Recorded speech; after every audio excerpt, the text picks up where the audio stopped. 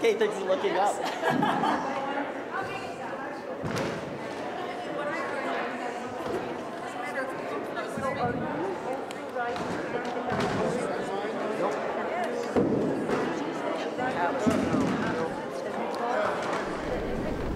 Well, thank you.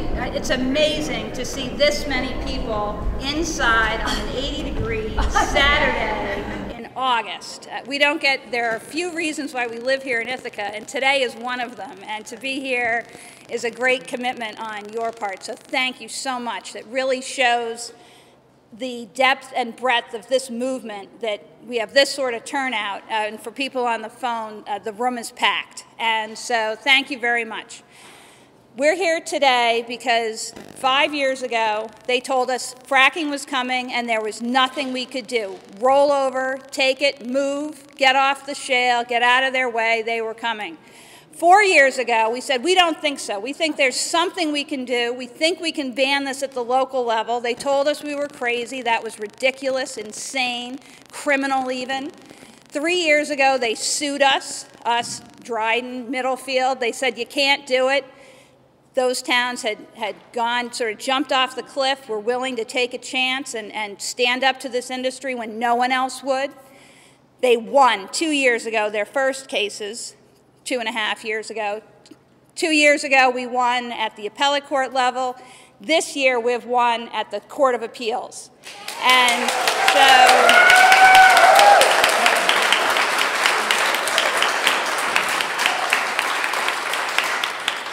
And people ask, you know, so how did New York do it? And what are you going to do next? Like, you've won. And while we have achieved a victory, and a very, very important victory, it is only the first step. And while we have focused so far, and at least our personal focus, David and I, David's here in the audience, we have focused at the local level because that's where we felt like we could make a difference, and that's where you have all made a difference. We now have an opportunity to make a difference at the state level and have those effects ripple. We went to Cooperstown. President Obama wouldn't even look at us. The fractivists are there. You can't even, our democracy has become so insular that the president won't even face the controversy. Governor Cuomo is no better. He hides from us. He won't talk to us. He won't engage on these issues. And while he has not approved fracking, and that is of some benefit, he has not taken a strong stand. And we have the ability to push him on this and hopefully unseat him and have someone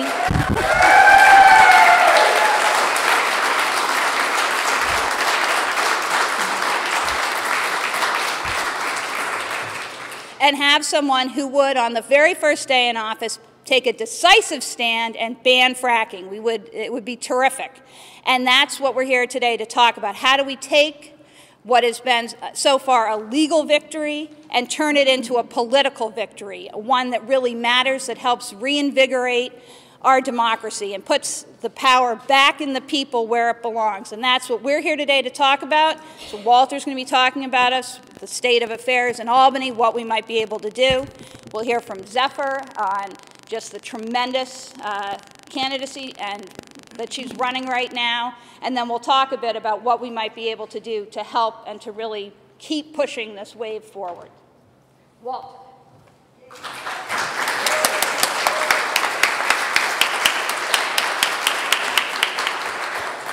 It is an amazing day to see you all here in Ithaca.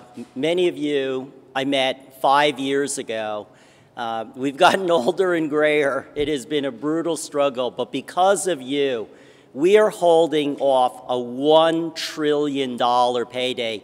As Helen said, when we began this fight, no one thought we had a prayer. I didn't think we had a prayer, but we've been very, very fortunate. And we're here today to talk about how we take the next step. So for Zephyr's benefit and for all of our benefits, so we can get our heads around this, I want to go through where things are at. So there's the Marcellus Shale. And as you know, this is this tight shale. You can't get the gas out of the shale unless you drill down and horizontally and then frack it to break up the rock to release the gas. So we have a de facto moratorium on shale fracking that's now 6 years old. Because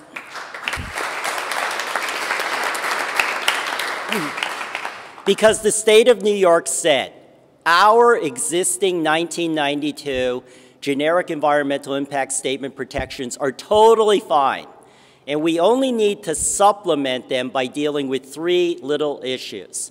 Number 1, the effects of increased water drawdown because fracking takes so much water, 3 to 5 to even more million gallons to frack a single well.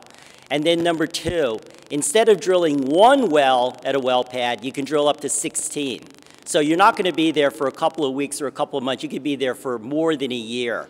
And then the final thing, would this impact the city of New York's drinking water? They didn't really think about the rest of our drinking water, just the city of New York. So the bottom line is that they said, we've never had problems. And so when I began working on this 5 years ago, I said, well, we trust, but let's confirm. And so I began to look at the Department of Environmental Conservation's own data, and I found, as you know, hundreds of fires, explosions, polluted water supply wells. So here's my favorite, Dale Fox is the first one I found. Drillers drilling nearby caused problem, drilling east and 1 mile away, okay, Dale Fox, well on Bixby Hill Road, natural gas escaped through fault and shale, affected properties approximately 1.5 miles away. So 12 families got literally blasted out of their homes in a matter of seconds when this pocket of gas went through this fracture. These people have never been able to drink their water since. I asked Ron Lewis, Mr. Lewis, how did you know your water was polluted? He said, oh, the water turned black because this is that hallmark of the tight shale. Here's Dave Eddy's letter, and he basically said, U.S. Energy communicated their tests indicated trace amounts of oil and recommended the installation of carbon treatment.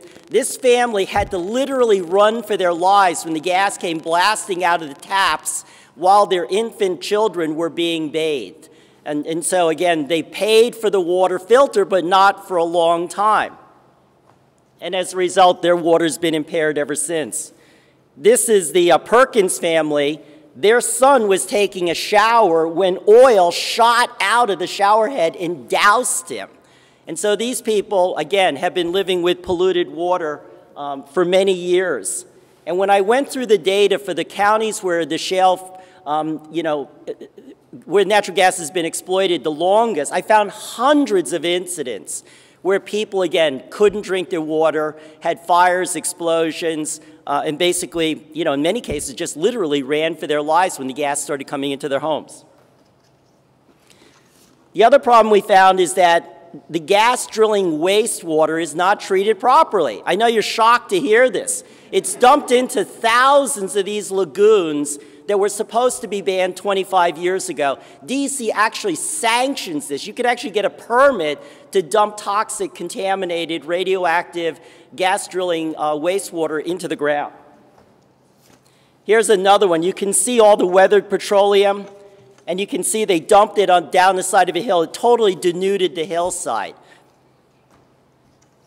Then, using the Department of Environmental Conservation's own data, we documented thousands of unplugged wells. So they're just leaking. You can see they're just causing immense contamination. And you can go to toxicstargeting.com and you can see where all of these polluted wells are with regard to your homes. So the bottom line is that we haven't had a final S-Geist. And so you recall at the end of 2010, David Patterson, with 1 foot out the door, said, I'm going to adopt this executive order number 41, and we're going to do the whole thing over again. We're going to revise it. Andrew Cuomo, in the summer of 2011, said to his cabinet, we're doing this, even though we implored him to open up the proceeding and deal with all of the problems that we had been brought to light. And he didn't listen to us. And so I was absolutely convinced we were going to get crushed that summer, and then he got cold feet. And so, as you know, he tried to buy off the big environmentalists who wanted some kind of independent public health impact assessment. So I said, I'm not giving you an independent public health impact assessment. I'm going to give you a Department of Health review.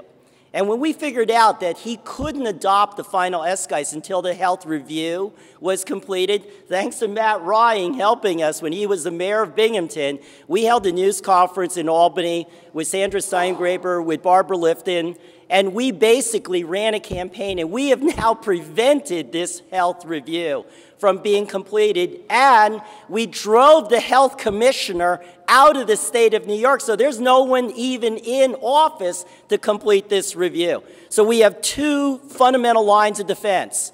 No final SGICE, no Department of Health review have been adopted, and the reason I'm here today to be so grateful to Zephyr is because she signed our latest coalition letter to require these proceedings to be killed, to be started all over again. And if we can achieve that, we're going to avoid shale fracking for God knows how many more years to come.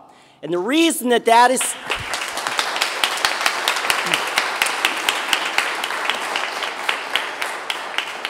And the reason that that is so important is because shale fracking has engulfed the rest of the country where there are similarly inadequate regulations about protecting drinking water. You can dump this crap on roads for de-icing. It's just insane. So because not one shale gas production well has ever been fracked anywhere in the state of New York, guess what? The industry has been voting with their feet. So you can see that crude oil production has been plummeting for 70 years. It's now at the lowest levels in a century. And when you look at gas production, in 2013, the most recent year for permitting data, they permitted one measly well in the entire state of New York. So the gas boom has gone bust, and it's plummeted. And it's back down almost to the level from 25 years ago. And so if we can hang on to the moratorium for a few more years and pass more bans and file more lawsuits and tie the governor into the Gordian knot and elect someone who actually wants to solve these problems, we're going to end fossil fuel extraction, maybe, in our state for the first time since 1821, and that has never been achieved. And the reason we're here today, I believe, is to help Zephyr do that on behalf of the citizens of the state of New York. Thank you so much.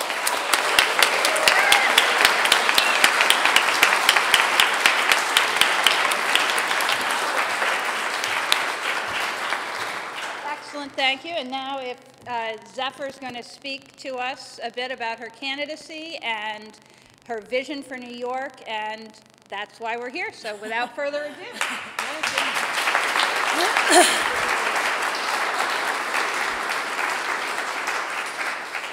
So my name is Zephyr Teachout. Everybody's got a cross to bear.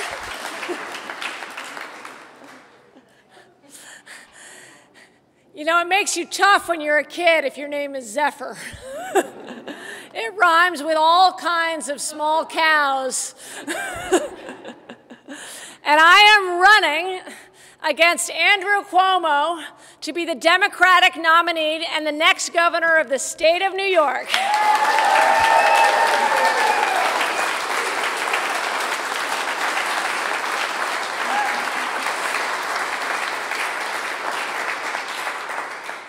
I love this state, and that is why I'm running.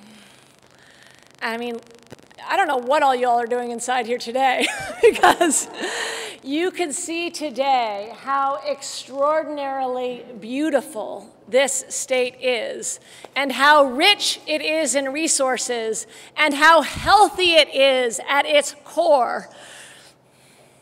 And I am so proud to be here in this room with people who have completely, I don't know, they have been the leaders in the fight against this enormous toxic wave that has been taking over state after state, poisoning water in town after town.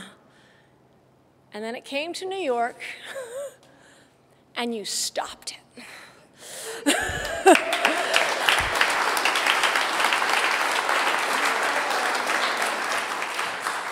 And you stopped it with politics.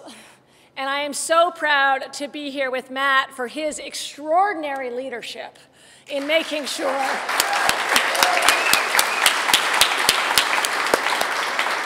and leadership against, you know, whether you want to call it the old boys club or the old gas club or the old, you know, this corrupt Albany swamp that is itself toxic at its core, that he dared to stand up to that and be brave. And I just am so proud to be with him.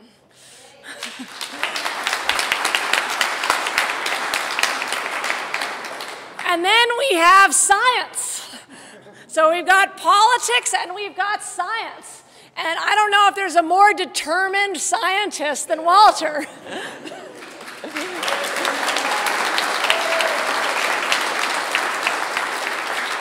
I sort of have the feeling if you say the word frack, Walter will suddenly show up next to you. And he'll be there with his slides. And whether you read about him, I first found out about him online as I was researching this subject, or you see him on YouTube, or you learn about his fights and his bravery, bringing the science, which is overwhelming, that fracking is dangerous and bad for the public and bad for the earth, bad for the water. And now we've got this three-legged stool, and if you got a stool with three legs, that's a lot of power. We've got politics, and we've got science, and we've got law.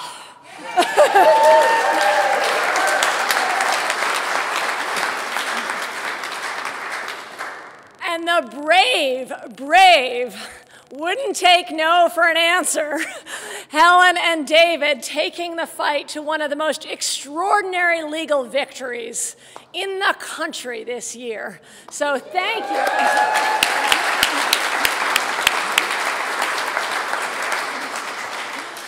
You know, there's another governor of New York that I spent a lot of time thinking about. I'm an old-fashioned trust buster, just so you guys know. I think we got to break up the big monopolies that are taking over our politics and taking over our economy.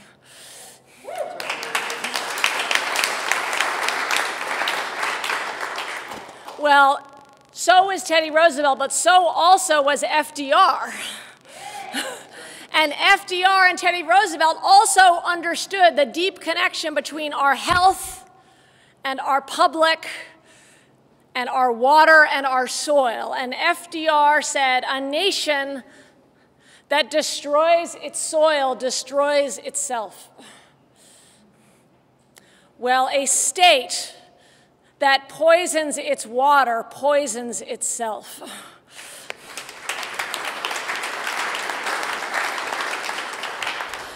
I think we all know that we're at this really, really critical moment in New York history. That there are a bunch of different reasons I'm running and a bunch of different decisions that Cuomo has made that have been just radical disappointments. He basically is governed as a Republican, not as a Democrat.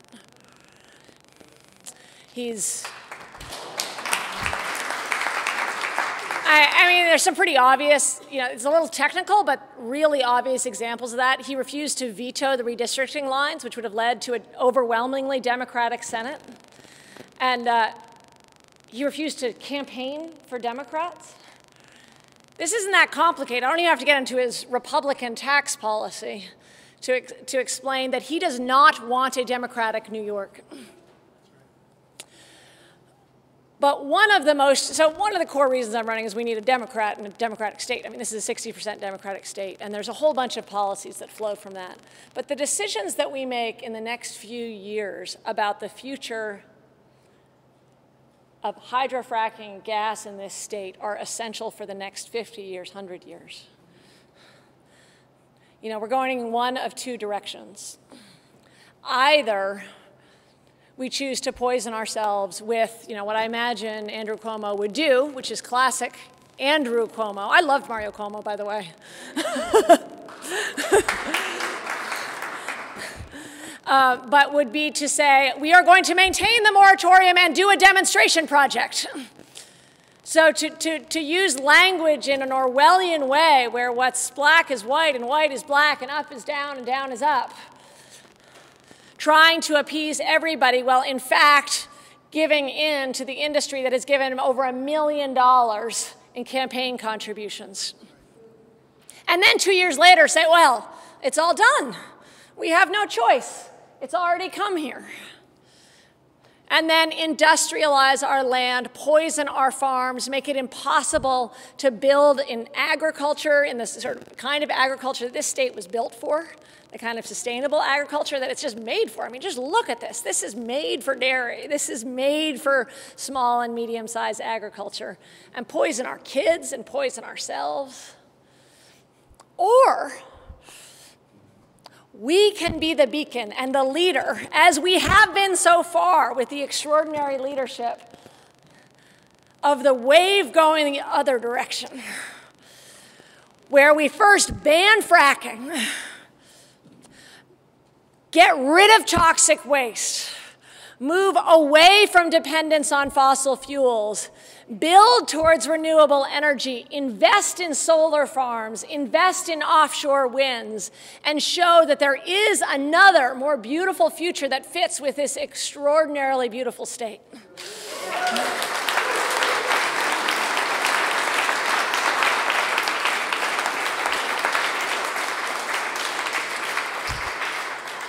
So I'll tell you how I get to be the Democratic nominee, because you're part of the strategy.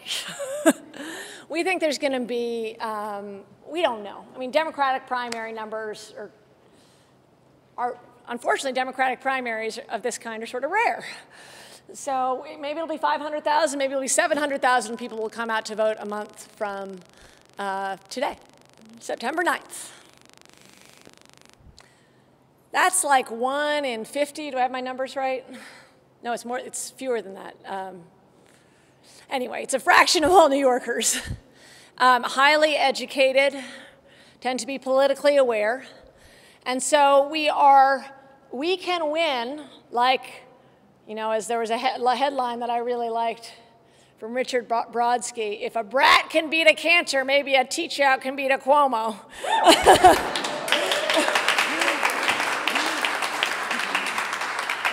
So my running mate, Tim Wu, is the first Chinese-American running statewide. We are doing very well in the Chinese-American community and the immigrant rights communities, because Andrew Cuomo's choice of Kathy Hochul was choosing somebody who's been a conservative and run on anti-immigrant fear-mongering.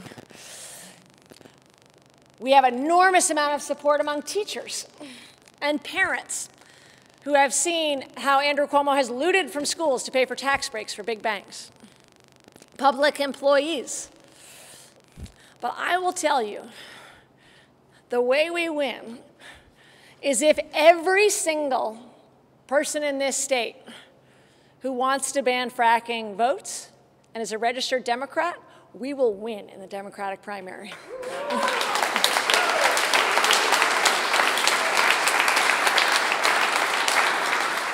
And I am running to win. I am running to win. 1 out of 10 governors has not had prior electoral experience. I'll tell you, I've had over 12 years of experience running nonprofits, working on politics up and down the line, and I am completely ready to govern, and I intend to govern. And I will tell you, every percentage point that I start gaining, Andrew Cuomo thinks about the science a little more.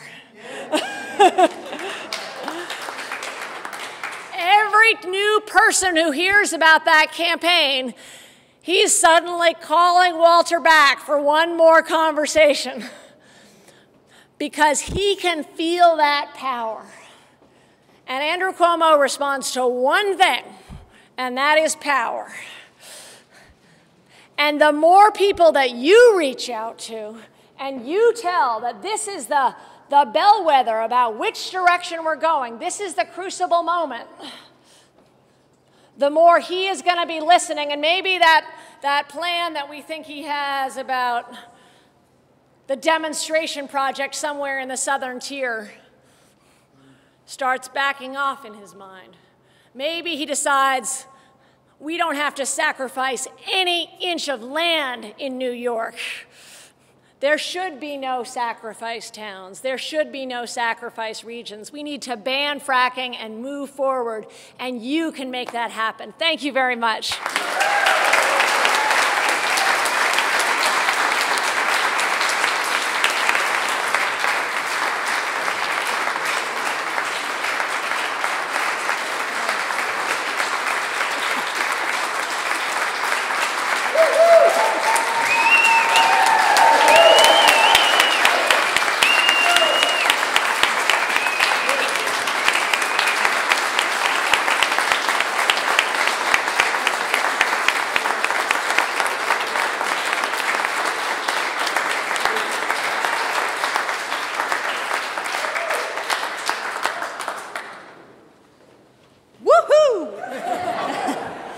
So next up on our quick agenda here is Matt Ryan, the former mayor of Binghamton.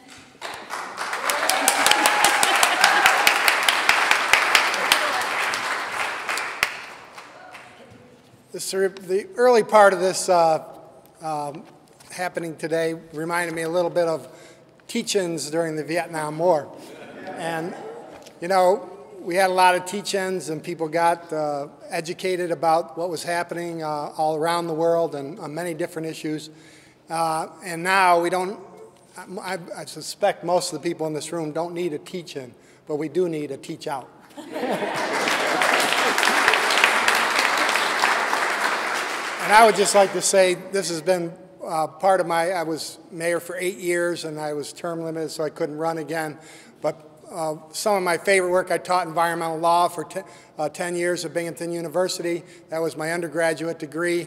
And you know, this has been a passion, and I'm so proud to be associated with so many people that have made a difference. And we really have held off the biggest industry, the richest industry in the history of mankind. We've held them off, and we've got to continue to do it. And we've got an opportunity right now to not only clean up government, but have progressive policies in place with Zephyr Teachout.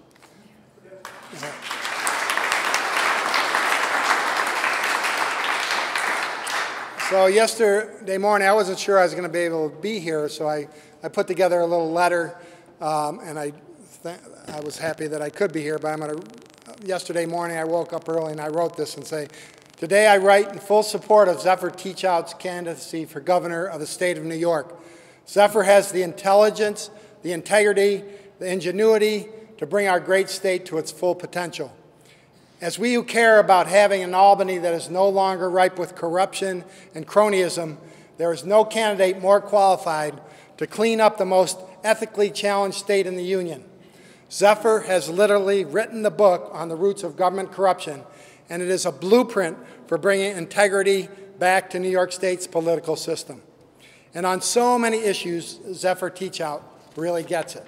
She understands the issues surrounding income inequality, and she understands the need for campaign finance reform. She understands and will be a champion for true educational reform with adequate funding. She understands the need for a clean energy economy and the tens of thousands of jobs it will create. And she knows that New York State is positioned to lead this country to true energy independence while actually improving the environment.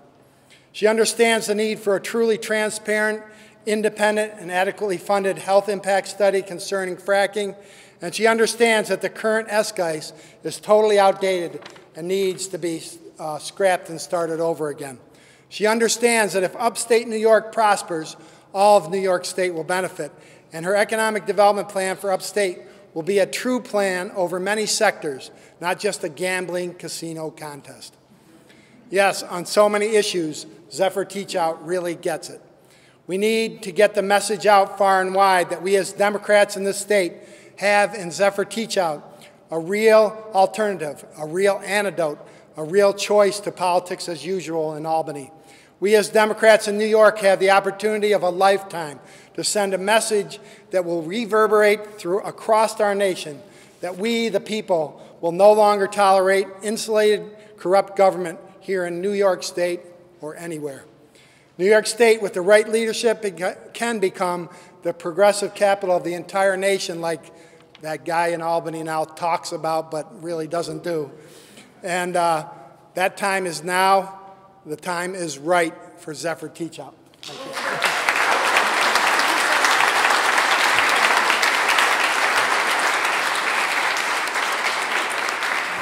Excellent.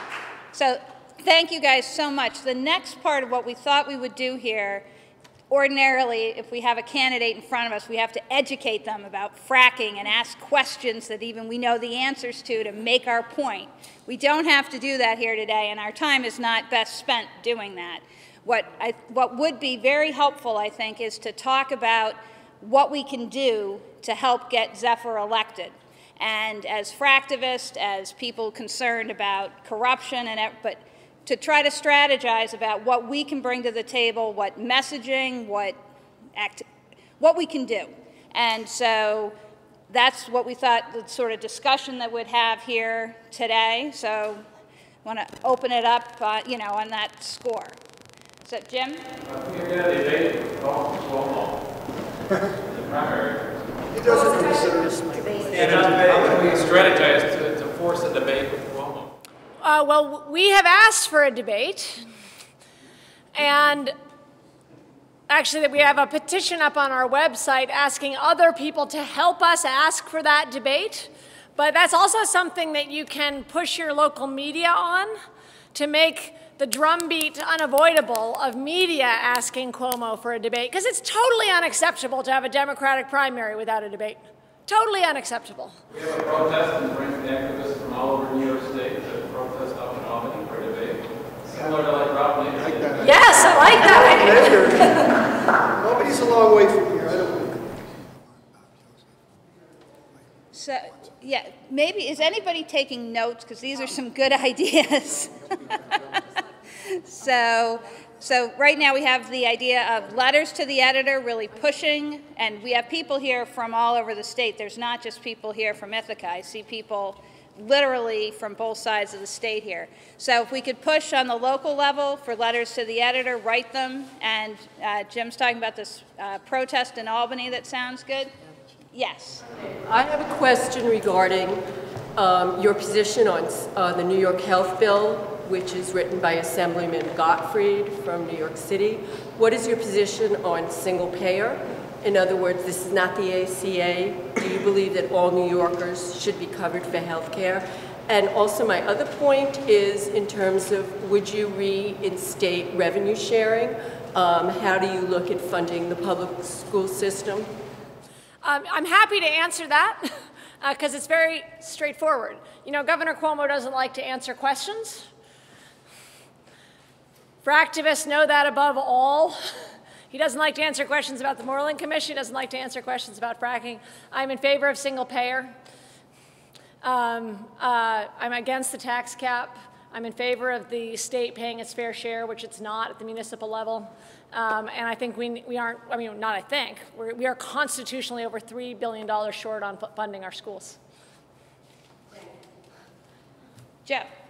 We could, to help Zephyr, we could use our listservs to share her materials with the people on our various listservs. Most of us are not part of 501c3s, so at least with our leadership's agreement, we could share political materials. And we probably ought to do that to spread your name and spread your positions. That would be terrific. I have a fairly comprehensive, although we're always developing it, energy policy on my site, which you're free to share. I've done an anti-fracking op-ed, which you're free to share. And if there's other materials that you would find useful, you can get in touch with our campaign. But those media outlets, they're media outlets. They're quite powerful. Peter? I wonder what the deadline is for changing registration from, say, independent to Democrat, for the few Republicans who are anti-fracking, from Republican to Democrats. Too late? Way too late. Well, that's New York State Last politics. October was Yes, the deadline. If you want to change your party, the rule is you have to do it the election, before the election of last year.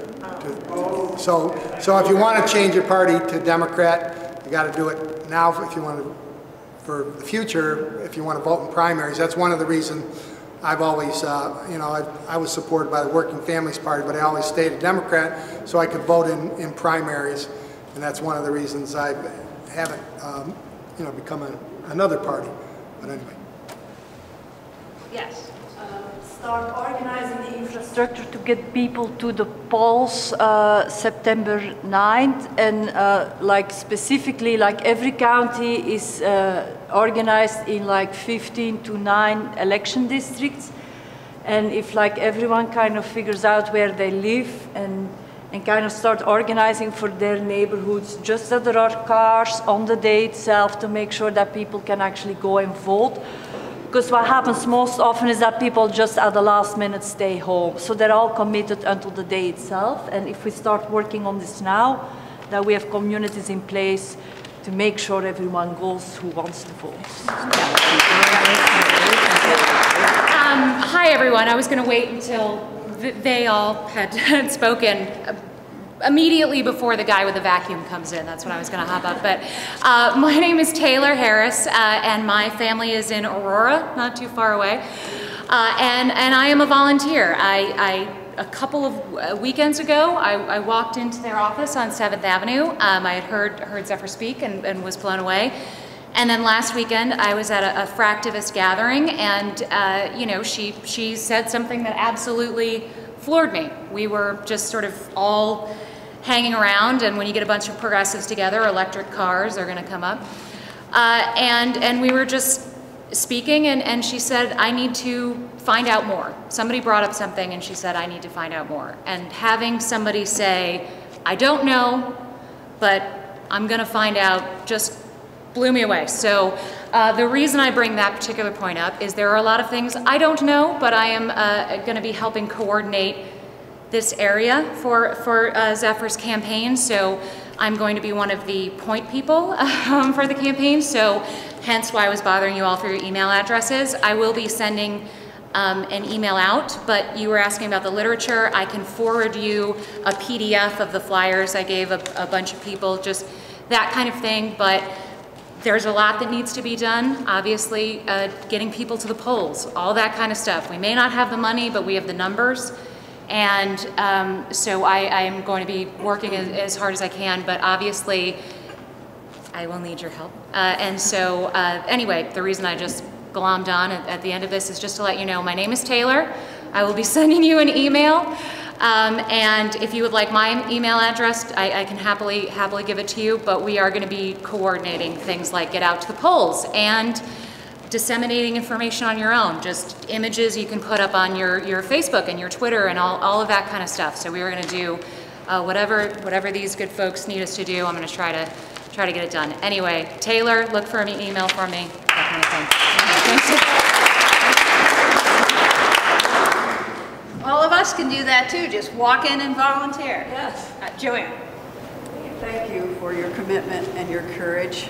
And if we have anything to do with it, along with you, you'll be in the mansion in a few months. And Andrew Cuomo just simply must be toppled in order for New York State to go through this. I said New York State needs a real she's talking to her.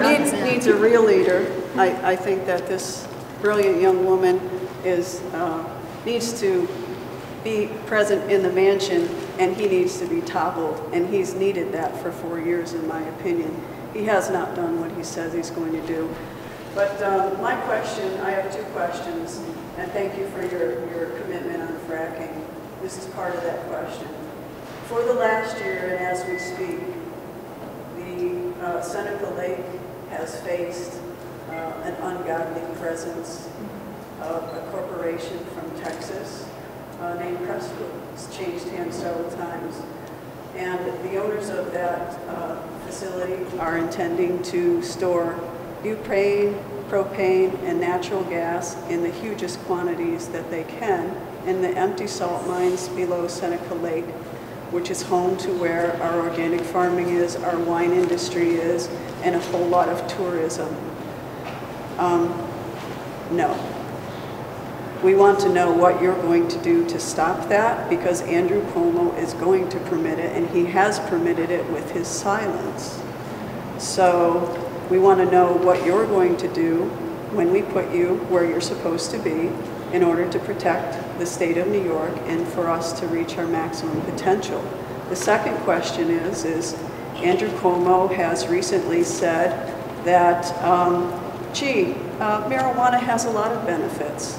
And in 18 months, I'll give people who are suffering now and dying that little bit of oil rather than what they are used to using.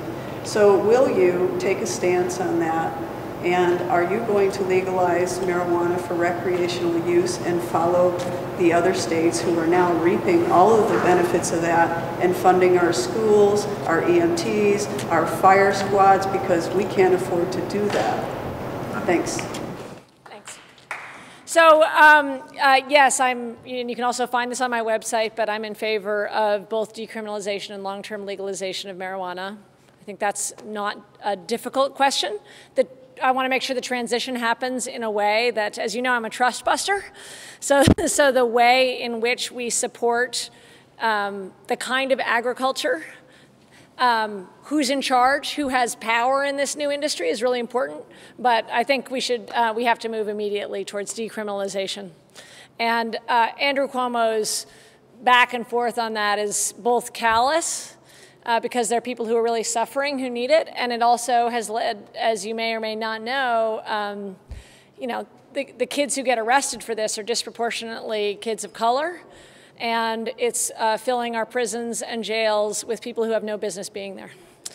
On Seneca, now you can watch me in action. What I would probably do is I'd call Walter, and I'd say, okay, let's look at what are the opportunities? What are the ways in which the state can get involved? And so I can't answer that question on the spot, but I can call on my expert panel, and if you guys want to weigh in on sort of what you think the options are, because I don't know the precise answer, but thanks for bringing it to my attention.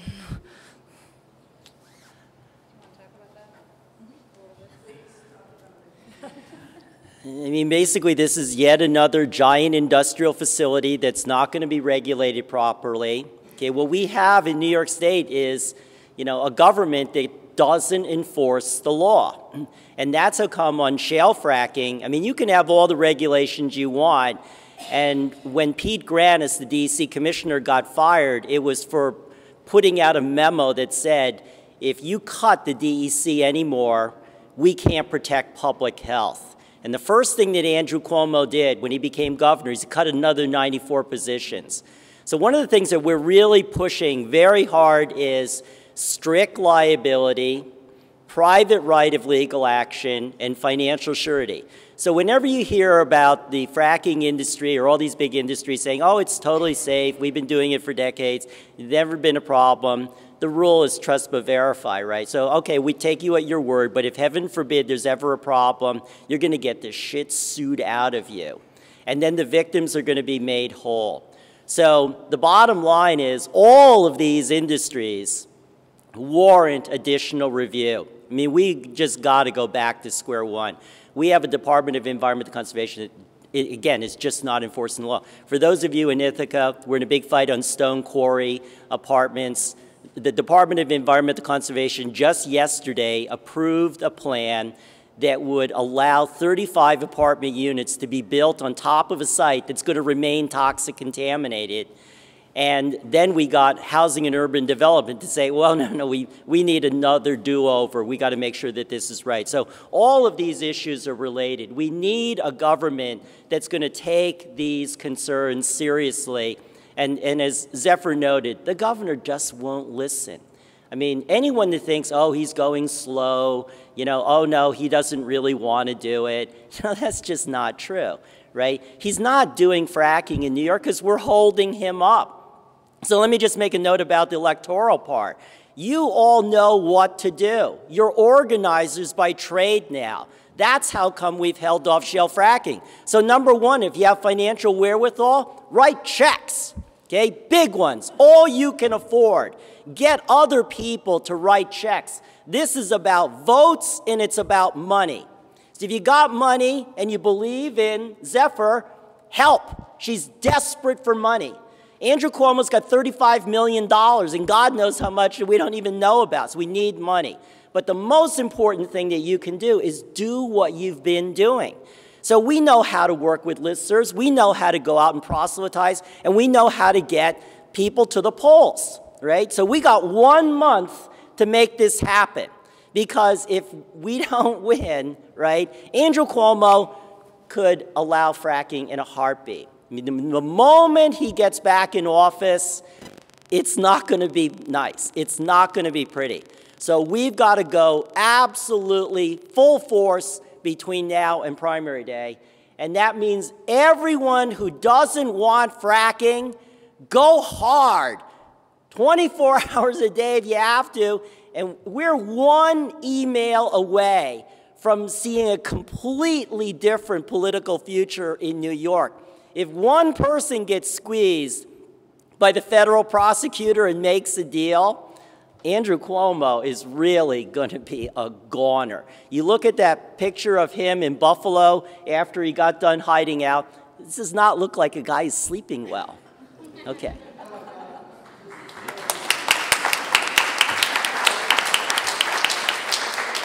So just to follow up on what Walter was saying, some of you may recall as far as what Andrew Cuomo will do the minute he gets reelected. He went to the Working Party's family, did what he had to do to get their endorsement, made all sorts of promises, said what he had to say. He walked out of that meeting, and people were like, well, are you going to stick to it? He's like, it's about winning and losing. I won, and I don't give a shit what I said about any promises I made, whatever. I did what I had to do. I won the war, and I'm moving on. And that is the precise approach he's going to take with us. When he got elected, his eye was on this re-election campaign, and he is clean as day said, plain as day, told us, the minute I get re-elected, all bets are off. And that is why this is such an important fight, because that's our power. That's why, part of why we've been able to pressure him so far is he wants to get reelected. Once he gets reelected, his eye's on a bigger prize now, the presidency. He's less concerned about us. Well, he's not concerned about us. He's concerned about pleasing the oil bloc and getting elected. So this is of tremendous, tremendous importance. Yes? Andrew Cuomo doesn't have a chance at even thinking about being president because Bernie Sanders will be the 45th president of the United States. And if we can parlay this beautiful energy into getting Bernie Sanders into drafting him, we have changed the language a little bit. This is not a race. I know Zephyr said she's running, but I don't think Cuomo's running. That we're just going to walk her right into the and then we're going to walk Bernie, we're going to draft him. The vote's just going to be sort of nice. Sounds like a plan, Susan. Yep. It's easy for those of us who are against fracking to support you, Zephyr, on that one issue alone. But all Democrats are not against fracking. And the two most obvious examples are Cuomo and Obama. My question is, can you give us 2 or 3 other subjects, like the single-payer health you just mentioned, someone mentioned a minute ago, I didn't know you for single-payer health, thank you. Can you mention 2 or 3 other topics that we can support you on? Sure. Oh, on single payer, by the way, my plan is to start with single payer dental and move towards single payer. So I think we can do single payer dental in a relatively short amount of time, and there's extraordinary need, and do it through the schools. Yes, I can. Education is a central part of my campaign. I mentioned that briefly, but I will tell you that there's 2 different elements to it. One is fully funding schools, small class sizes, art for everyone.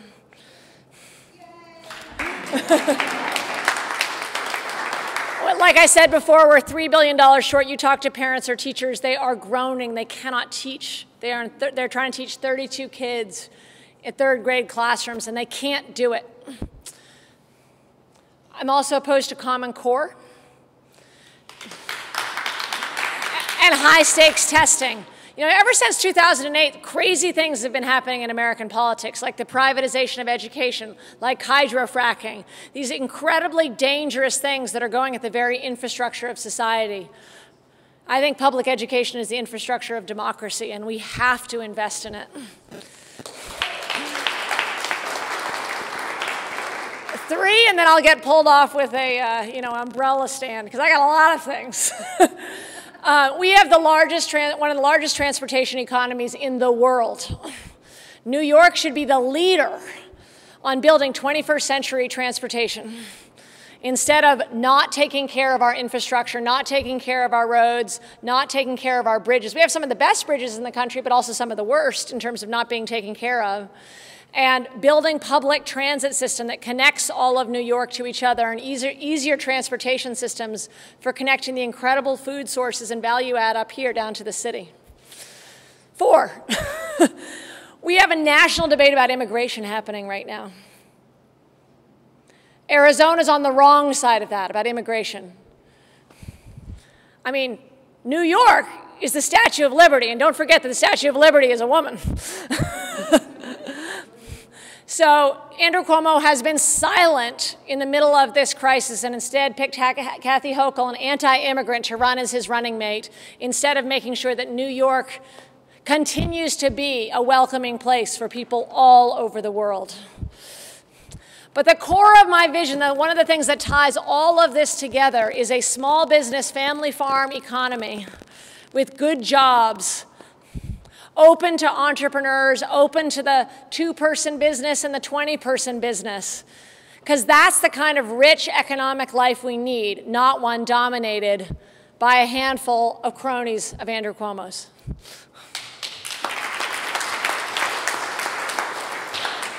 I just wanted to make a comment on something you said. Very, very briefly, the salt caverns being used for gas has been approved by FERC and is under consideration by the DEC, which is controlled by the governor. Yes. If that goes through, the Finger Lakes region will be industrialized, and in one sense, the damage that was avoided by successful fight against fracking will be undone by that. This is a crucial, crucial issue. Yes. No, I really, really appreciate you bringing it to my attention, and I will study it. So thank you. And I will say that this DEC has some serious problems with science and with transparency. And we would have an entirely different DEC under my administration. Yeah. No, there's, you know, the New York governor is the most powerful governor of all the states. You were very kind, Matt, in saying I wrote the book on corruption. I wrote a book on corruption. It's coming out. It's about sort of the history of what corruption has meant, but it starts with a long look at what the framers thought about corruption and where it flowed from. And one of the sources was too much executive power. And one of the concerns was the king, at the time in England, having too many powers of appointment that then corrupted the entire system. And here in New York, we have a real problem of executive power that is overly concentrated. I actually am putting out a statement today that the Nixon resignation 50 years ago today should remind us of the importance of real balance of power and separation of powers, and we don't have enough of that in New York.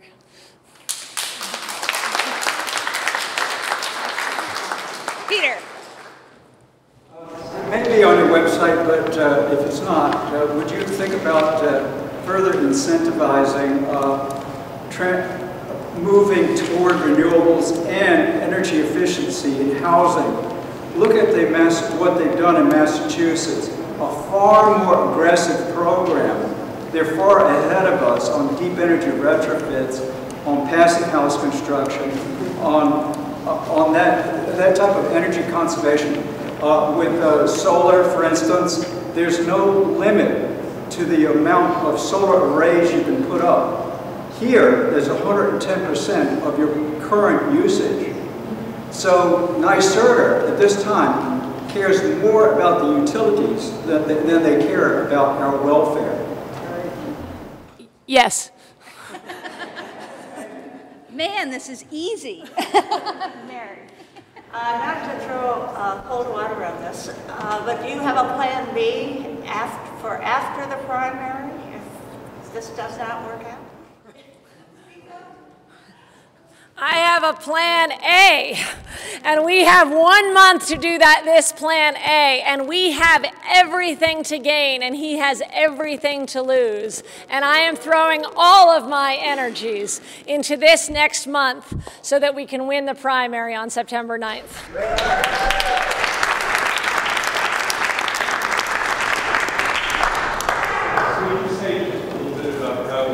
Differentiate your platform from that of the Green Party and Howie Hawkins. I mean, I know he has taken a strong stand against hydrofracking. I don't really know much more about that. The question is about the Green Party and how that's different from... So I got to be really frank with you. I have not been studying the differences because I have been so focused in the Democratic primary. And since I'm not running against Howie Hawkins right now, I'm running against Andrew Cuomo, so I've only focused on that. I can tell you my differences with Astorino, though. Yes. I like what you said as far as the centerpiece with family farming. I was wondering what would you do as a leadership role in bringing back industrial hemp? And also, as far as corruption goes, if you'd been in contact with Bruce and with his Albany Museum of Corruption, and what you might have to say about that. Well, I am very proud to say that the Albany Museum of Corruption, now this sounds a little backwards, has endorsed a candidate this year, which is me. So that sounds upside down. But I have promised Bruce Roeder that I will give lectures at the Albany Museum of Corruption, but I told him my problem was that there's already a Museum of Corruption in Albany. And I think my answer sort of relates to what I was talking about earlier, is that the way in which we sort of develop the industry is something I'd be looking at very closely at, to look at the market structure. I don't know a non-geeky way to talk about it, but what I'm most interested in is developing a truly open market and making sure it doesn't get dominated by, I'm like, really, here's a simple thing to tell people. I'm going to stop the Time Warner Comcast merger. The PSC has a public interest standard in order to approve that merger. So people act like it's a done deal to do something that is clearly not in the public interest. So that's the way I approach things, through a market structure lens. Like, how do we build the kind of decentralized economy that allows everybody to thrive? Great. Well, maybe we'll make this the last one. Mayor Del Blasio. Oh, well. So we'll have to. Can the mayor of the city come to help? No, he can't. This is the people. He is so, I won't speak for him, but he was involved in the Working Families Party nomination and sort of engineering that deal. So that doesn't mean that people, I am so happy that he is my mayor, and he shows that the nature of the country is changing. So, yeah. All right, last one. I'll stand up. I don't know why I keep sitting down. My question is, do you already have contact with some of the bigger names in progressive politics outside of New York? I'm thinking Elizabeth Warren, for example. And would these people be willing to come and publicly support you to try to bring fundraising from outside of the state to get behind your campaign? I really admire Elizabeth Warren extremely deeply, and she's an extraordinary leader in the fight against big banks, which is part of this fight against monopolies, part of this big antitrust fight, and has shown how much power you can exercise just by standing up and being clear and speaking the truth. We focused in this state, outside of the state, you guys can help also. If you have contacts out of the state that you think can help, that's great. But I'm really running a New York-based campaign. And again, with a primary as this is, like 500 to 700,000 people, the focus is in getting inside the networks here. However, we are proud that this week we got, now what were our endorsements this week? The PCCC, which is the force behind Elizabeth Warren, the Progressive Change Campaign Committee, endorsed us with a powerful endorsement. and brought in 400 in one day, new small donors from the PCCC's endorsement. That's after, yes. And then we also, where's Gabe? Oh, he's gone, okay. So we've gotten a few other big listserv endorsements, which have been very, very, very powerful. So the big list endorsements are coming in because they're not scared. A lot of the other folks who are involved in Democratic networks don't want to necessarily get engaged. So, you know, I used to work for Howard Dean, and he will answer any journalist question about me saying that I am very smart and think out of the box, but is not going to get engaged in the race. And I think that's the answer we're going to get from a lot of out-of-state politicians. So, you know, this is one where we got to build our own ship. So thank you guys so much for coming. Thank you for your leadership.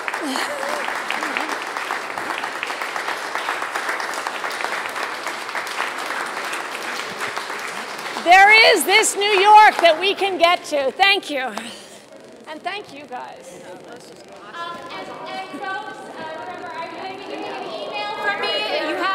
If you gave me your email address, you'll be getting one from me. We are going to be throwing a house party for Zephyr in Aurora. So drinks and checks and a good time. So that's happening, but most importantly, please give me your email address if you don't have it. Thank you very much. Signals are it's a big deal. That's right there. Thank you. And then so we may be in touch with another.